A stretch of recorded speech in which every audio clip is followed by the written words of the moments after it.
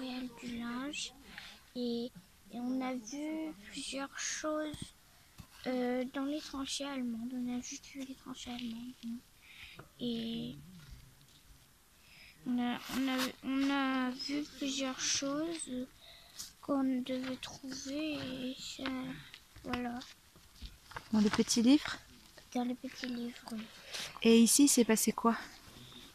J'ai passé la Première Guerre mondiale. Oui, il y a eu des grandes batailles entre les Français et les Allemands. Tu te souviens combien il y a eu de morts? Il y a eu 17 000, Ouais. je crois. Et combien de Français, tu te souviens? Combien de Français? Je sais plus. Un peu plus de 10 000, je crois. oui, c'est ça, 10 10 000 000 Français. et 7 000 pour les Allemands. Et quand les Français ont essayé de faire les batailles pour récupérer cet endroit aux Allemands, est-ce qu'ils ont réussi? Non. Non, c'est pour ça qu'il y a eu autant de morts. Et tu disais quoi? Parce que là, on visite, c'est tout brumeux. Et tu disais, tu as ressenti quoi quand on était dedans et tout ça? J'ai ressenti la tristesse des morts. Enfin, que les personnes qui sont restées ont ressenti pour les morts qui sont morts. Puis, voilà. Tu te rappelles comment on appelait les soldats français pendant la Première Guerre mondiale? Les poilus. Et tu sais quand a eu lieu la bataille de Linge, là où on est en ce moment? En quelle année? En 1915. Très bien, 1915. Et la guerre, elle s'est terminée en quelle année? Tu sais ou pas? 1918. Oui, très bien, chérie. Et c'est quand? La fête de la fin de la Première Guerre mondiale, ça s'appelle l'armistice. Tu sais la date ou pas? On y est presque, c'est le... Tu sais pas? Le 11 novembre. 11 novembre. Ouais, D'accord. qui marque la fin de la Première Guerre mondiale.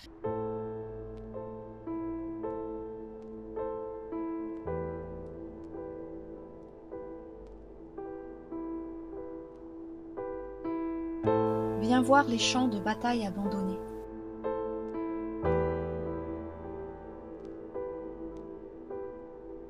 Viens voir les tombes de ces guerriers qui ont meurtri campagnes et cités pour un territoire, l'honneur ou la liberté.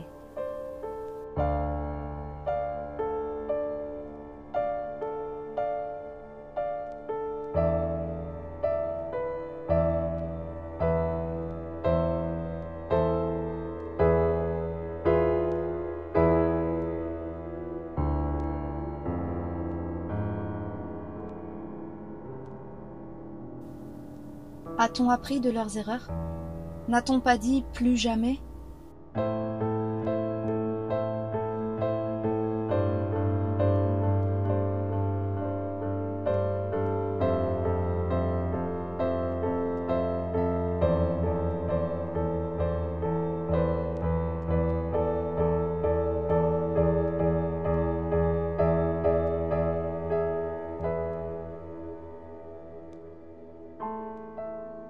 Les règles et les armes ont changé.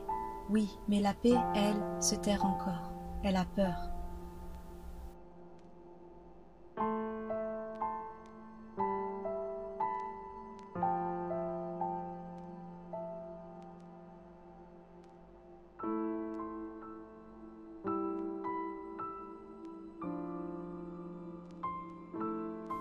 Tu ne la trouveras pas dans ces lieux de mémoire.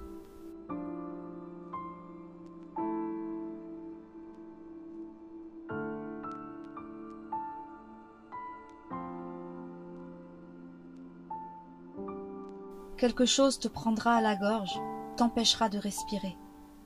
Tu essaieras de te mettre à la place des sacrifiés et tu comprendras que rien ne ressemble à l'odeur de la mort.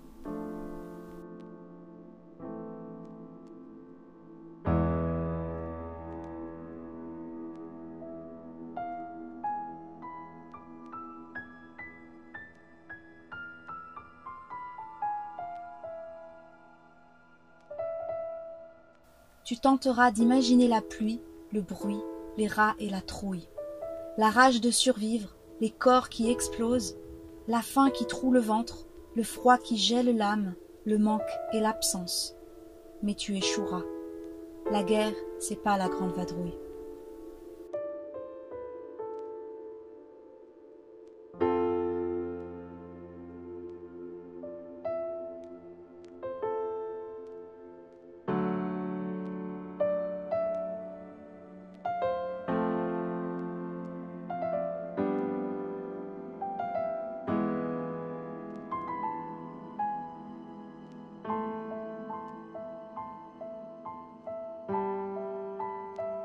Tu verras les croix, pour se rappeler des bouts d'os retrouvés et des soldats à qui ils appartenaient, des hommes, des pères, des fils, des frères et des amants, des hommes qui ont dansé un jour, qui ont ri, rêvé, aimé, et à leur famille arraché.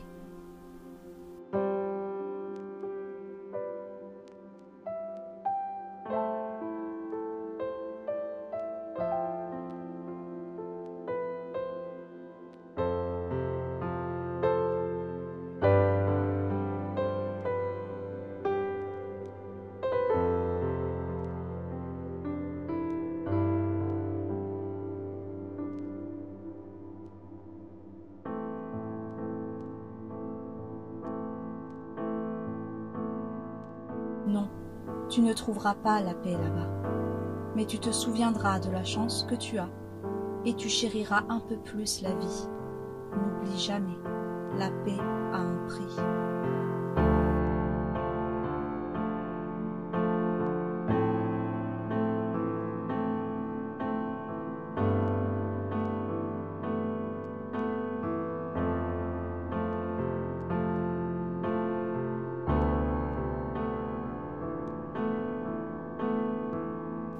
Nous sommes tous habitués à marcher de travers à force de nous courber dans les abris de la tranchée, sous les poutres ou les fils téléphoniques. À force de veiller la nuit et d'habiter des abris sombres et humides, nous sommes comme vidés.